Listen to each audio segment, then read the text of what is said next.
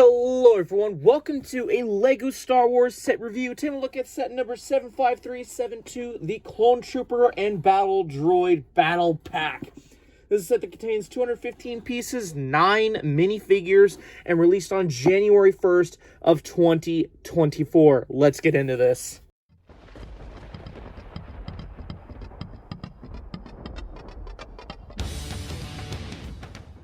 So, starting off with the Republic builds, I'm not kidding, this is all that you get. A little crate that has inside a singular thermal detonator. Makes sense, I guess. Cool. A little turret build with some shields on the side, which I guess you could remove. There are some clips on the sides of this turret build, so I guess it could be served as weapons storage for some reason, but I find that to be a weird choice, and I'll mention in a second why.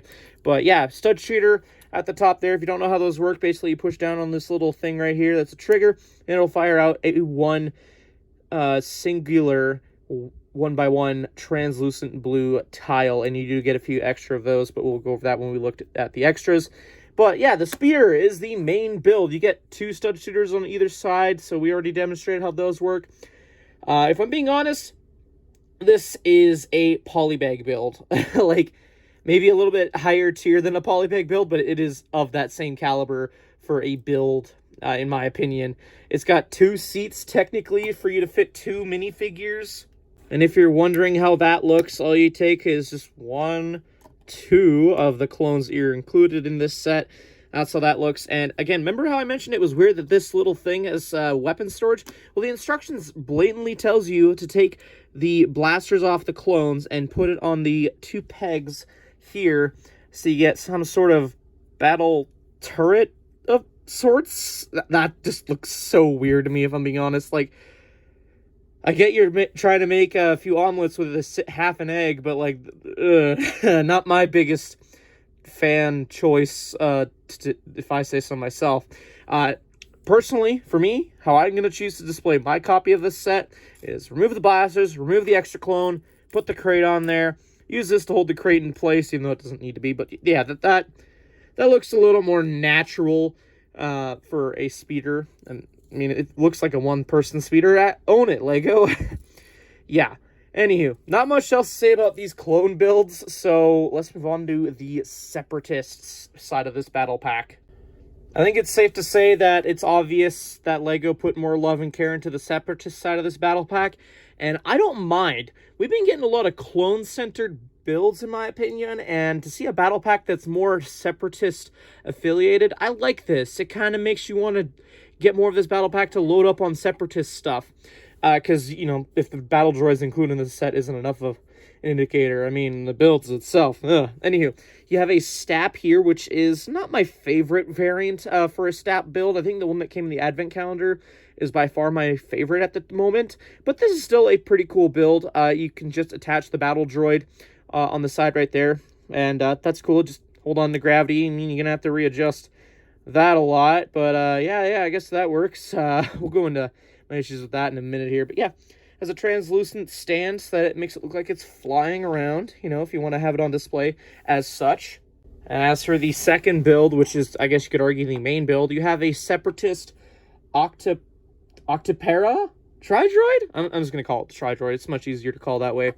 And admittedly, when you hold it next to a clone, this thing is tiny. Maybe it's a baby Tri-Droid, and, you know, I'm pretty sure if LEGO wants to, they could release an adult Tri-Droid, and this one can learn from the adult one. But yeah, you just got a baby one. Definitely small, but hey, battle pack, I'm not going to complain too much. It pretty much is executed as well as could be. Again, given the fact that it's a battle pack, and it has posable legs that, you know, you could get it standing straight out like so, and that works with all 3 legs. You can get some movement out of it. It's okay. I myself am just going to wiggle it along like that. But there are flick-fire missiles along each of its legs, so how those work is just flip. Oh, wow, that really came out pretty easily. And then that's on each little joint there, so you have 3 of them. You can also turn the little head around to fire at the clones, you know. Those Republic dogs, take them out, you know, pew-pew kind of thing. So, yeah, that's cool. And one little Easter egg I thought was a really nice touch is if you take the top off, you can see there is a cylinder brick. And I love the glitter bricks, but removing this, there we go. You can see there is a glitter cylinder brick to symbolize the droid's brain.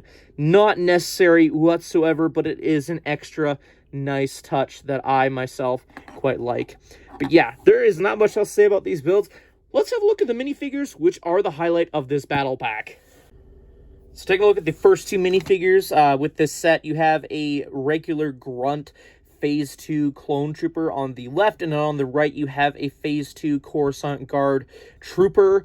The Coruscant Guard Trooper is not exclusive, as it's come in the Coruscant Guard Gunship, a foil pack, and maybe a few handful other things, but yeah. It's nice that you get one of these, because at the time, I mean, like, if you can't get your hands on the foil pack, and you just have the Coruscant Guard Gunship, and you want to load them up, you're obviously going to be buying a handful of these, and having only one of the Coruscant Guard is nice. You're not going to instantly overflow your gunship. But yeah, it is really nice that you get 3 of these Grunt Troopers. One of them comes with the rifle, and the other just comes with the regular blaster. Also worth noting, for some reason, the Guard gets a little pistol as well as micro binoculars as the accessory, so that's cool, I guess. I do wish that the Guard came with a pauldron, because, you know, I'm finding, you know, like, when I'm rewatching the Clone Wars, they had a lot of regular Grunt clones with pauldrons or whatever. They were unnamed and all, but still, for a battle pack like this, I really feel that there should be something extra to customize your clones. They used to do it back in the day, and I wish they would still do it today. Before anyone comments, oh, well, it would be too expensive for LEGO to produce. As of the time of this recording, we are expected to get a Captain Rex with a pauldron and a $15 Canadian microfighter. It's doable, okay? But anywho, another thing I want to point out is, again, it's a battle pack. This is an argument I'm definitely going to try and make a point of from here on out, is if they're going to double down on the helmet holes, despite what people may say about it, if they're going to double down on this, they really should include the rangefinder in the visors to give some customization for these guys. Even the micro binoculars attachment, just something would be nice, because, again, like, you got all these Grunt clones, and just, they're kind of going to waste. But anyway, removing the helmets, you can see traditional clone facial print. That's all fine and dandy. I got no issue with that. Those are just my little mini rant and such with these clones. Let's move on to the battle droids. As for our next set of figures, you have 2 battle droids, regular B1s. For some reason, they have one with just 2, you know, straight claws and another with side claws. I get it. The side claws one is used to attach to the stap. That's all fine and dandy. But if you're going to give them a blaster and then try and give them weapon storage, why are you making it light bluish gray? They make the clip in tan. It would make more sense to do it in tan. Light bluish gray just makes this stick out like a sore thumb. Whatever. It is what it is. 2 battle droids. Nice. Not like we have a lot of them, but I guess you will now. It's cool, I guess. Anywho, moving on. For our final minifigure, you get the long-awaited Super Battle Droid. I guess they've went back to the drawing board and changed it a little bit for this figure, which is cool. Now, for those of you at home who actually don't own the old Super Battle Droid, you're in luck. I've had one since childhood, and yeah, here we go. Here's the comparison of the two. I guess you can see that the body is a little slimmer. The head is a little bit thinner. Just everything about this new one is slimmer. So that's cool. That's all fine and dandy. Whatever makes the quality better, I guess, for some reason.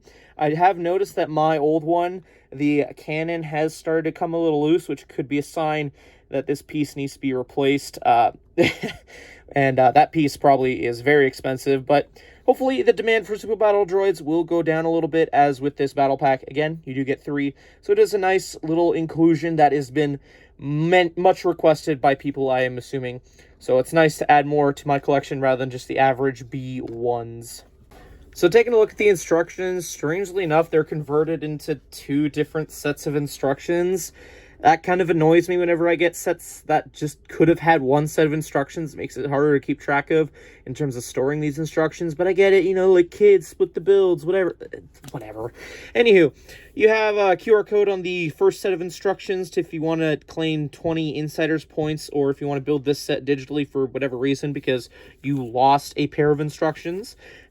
Flipping open to the main pages, you got the regular Grunt P2 clone as the progress bar.